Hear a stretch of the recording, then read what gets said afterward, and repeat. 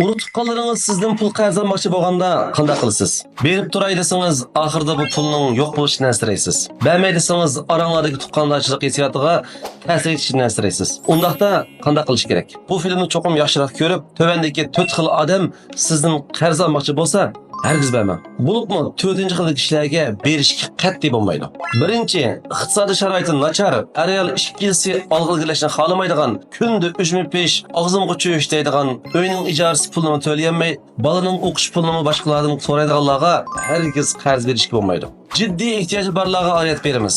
Nomratlarga oriyat bermaymiz. Qutqazuvchining rolini o'tashga urinma. Nomratlarni yo'lash sizning ishingiz emas. Qarz pulini qaytarishga kuchli talabchanlik ketadi. Nomratlarning eng chong masalasi o'ziga qattiq talab qo'ymaydi. Ikkinchi, tijorat qilib, mablag' kabul qilib sizdan qarz so'raganlarga hargiz qarz berishga bo'lmaydi. U bankaga berib qarz olish kerak. Bu xil kishilarga qarz bergandan keyin foyda olsa, sizga sherinkani bermaydi. Ziyon tassa balkim u odamni izlab topolmasangiz mumkin. Uchinchi, burun savodoshlaringiz, do'stlaringiz, xizmatdoshlaringizga qarz berishga bo'lmaydi. Mayli burun munosabatinglar qanday yaxshi ketgan bo'lsin, aloqalashmag'ili 1-2 yil bo'lgan odam tuyuqsiz sizni izlab qarz so'rsa, hargiz bermang. Izlashmag'ili necha yil bo'lgan odam nemish sizni izlaydi. Demak, u tunaydigan odamlarning hammasidan qarz yeb bo'ldi. Uning ustiga shiltib bo'lib qaytarmag'achqa, tunishlarning orasidagi inoati butunlay qolmay sizni izladi. To'rtinchi, eng muhim nuqta, nurg'un kishilar mushundaq odamlarga uchrab nasbasidi. Burun ishlari ajoyib yurishib ketgan cho'ng xo'jayinlar tuyuqsiz sizdan qarz so'raydi.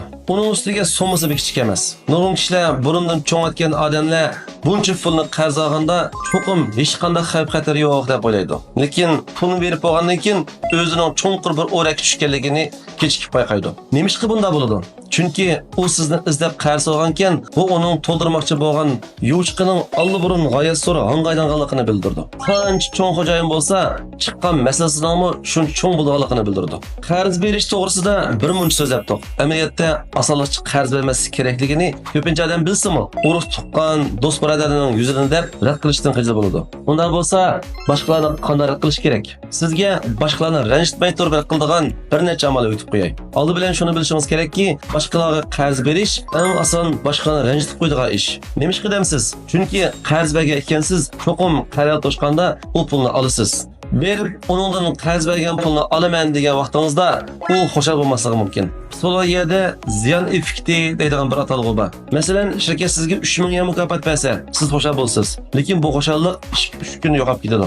Agar shirkat sizning maoshingizdan 3000 ming pulni tutib olsa, bu xil azobni siz 20 yil, hatto 1 yilda unutmasangiz mumkin. Balki vaqti undan uzun bo'lishi mumkin. Demak, siz boshqalarga pul aratib berib turgandan keyin, u aniqla bu pulni mening pulim deb qaraydi. Bu pulni menga boshqalar berib turgan deb o'ylamaydi. Keyin pulni qaytargan vaqtda xuddi o'zining pulini sizga berayotgandek his qilib, go'shini shilib elayotgandek azoblandi.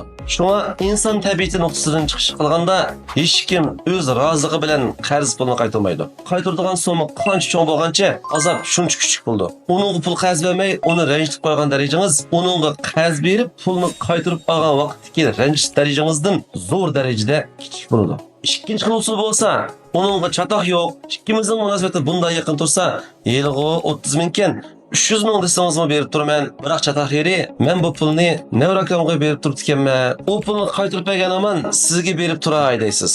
Odatda odamlar qarz pulni jiddiy ishlatadigan bo'lg'achqa bir oy saqlab bo'lolmaydi. Agar rasl bir oydan keyin yana sizdan pul so'rab kelsa, nevrakam qaytarmagandi deb yana vaqtini keyinga sursangiz bo'ladi. Uchinchi xil usul bo'lsa, cho'ng so'mlik pul qarz bermay, faqat kichik so'mlik pulini berib turish. Qarshi taraf sizdan 30 ming so'ragan bo'lsa, siz faqat 3 ming yen bering. Ondan bu 3 ming yenni unga berayotganim bo'lsin, qaytarsa baribir deb o'ylang. Bu chaqda siz ham unga yordam qilgan bo'lasiz, ham uni ranjitib qo'ymaysiz. Chunki siz undan qarzni qaytar deb so'rab bormasangizlar, u sizni ranjimaydi.